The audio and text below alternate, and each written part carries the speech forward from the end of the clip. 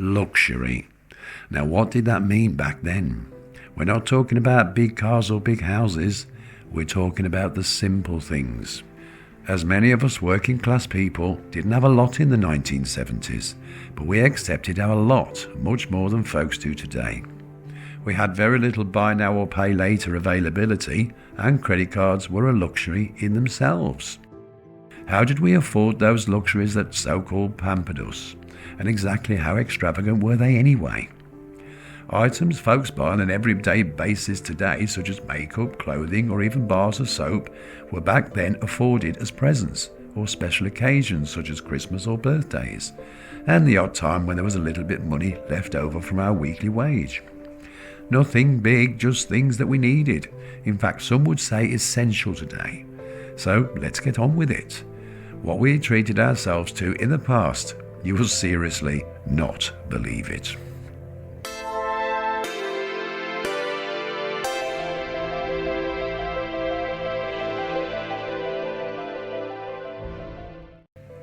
Believe it or not, many households, toilet paper.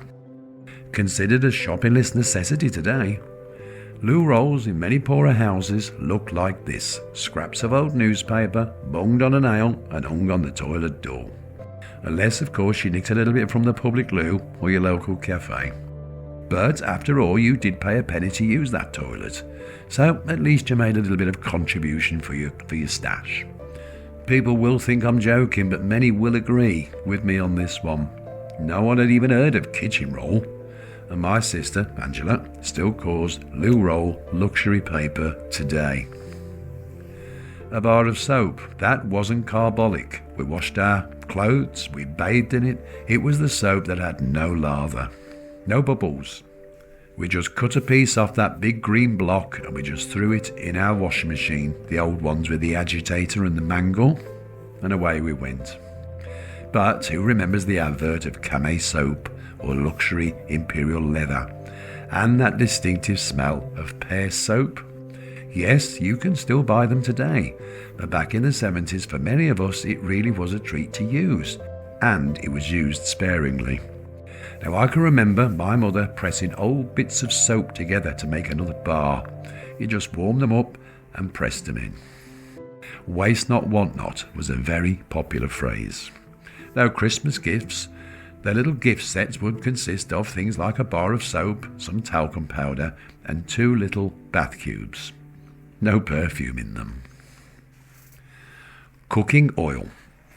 Now this started to emerge in Britain in the 1960s, but for many years it was a premium item for many. Lard was our main cooking and baking and frying sauce. The old chip pan, which was just a saucepan with a metal hole basket that you shook the fat out when you made your homemade chips. But not only chips were thrown in that fat, not in our house. Everything, sausages, fish with homemade batter, you name it, it went in there. It was always left on the stove, and when it started to go down, they'd just throw an extra pack of lard in just to top it up. But I can remember when Fry Crisp and Dry came out, a vegetable oil that wasn't solid. And we went and bought some, and we thought we'd jumped decades in home economics and luxury dining. But people still prefer lard today, some. Do you know anybody that still uses it? It is still the cheapest way to fry. I'll pop the ingredients of lard on the screen. You can always fast forward if you don't like the sound of it. A haircut. Now, a haircut was not a luxury for us kids when we mainly had our parents or relatives cut our hairs. But if we were ever took to the barbers, we knew there was a wedding or a get-together on the horizon. That was because it was the only time that we ever got to sit in that barber's chair. Now, we all remember hearing about basin cuts in the mid-century, but even in the 1970s, many British kids were still being hauled into the kitchen, and out came those scissors for your haircut. Never fashionable, not even anywhere near professional. It was just a shorter haircut that your mother just hacked off your hair as you watched it all fall to the floor while you rolled back your tears. So a rare visit to the barbers with that watery fragrance spray used to make you feel special, even though it was just short back and sides. I'm not even going to go into how many barbers are around today. Personally, I don't need them anymore. Perfume or aftershave? Yes, it was a luxury, but we only ever saw them on the TV adverts. So mock denim or mock fade by Lantheric from our friend down the market was the chosen gift for our mums and dads. Musk or lavender for the ladies, and much the same for the gent, but they just added a little bit of spice for the masculinity. And if you wanted to make it even more extravagant, they were slotted into these gift sets with the soap on a rope. The soap on a rope that had already crumbled with age. And the reason being is that most of these gift sets have been hanging around these market stores for years. They did change the price, from shillings to pence, but that was before the Avon lady come along and started dinging your doorbell. I have to say though, if it wasn't for that bloke down the market, Christmas in our house would have been very different. Batteries. Now I bet you think I'm still having you on, but I'm not. But if I'm not alone, they were a luxury item for us poor folk. You get a present that requires dry cells, but once they had gone flat in your torch or your little transistor radio, you would wait weeks or more for your batteries. Vidor, Everready, and even more luxurious Duracell, which by the way started in 1973 with their Drumming Bunny advert campaign. I'll find a picture. Yes, batteries are more affordable today, but many are just rubbish and they only last 5 minutes. I don't want to slag anybody off, but Poundland Kodak Reds, you may as well just forget it.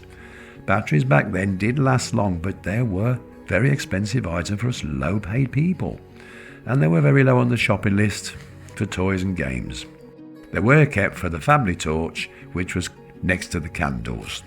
So you put your torch on, light your candle, and turn your torch back off when we had those lovely power cuts. Remember those in the 1970s?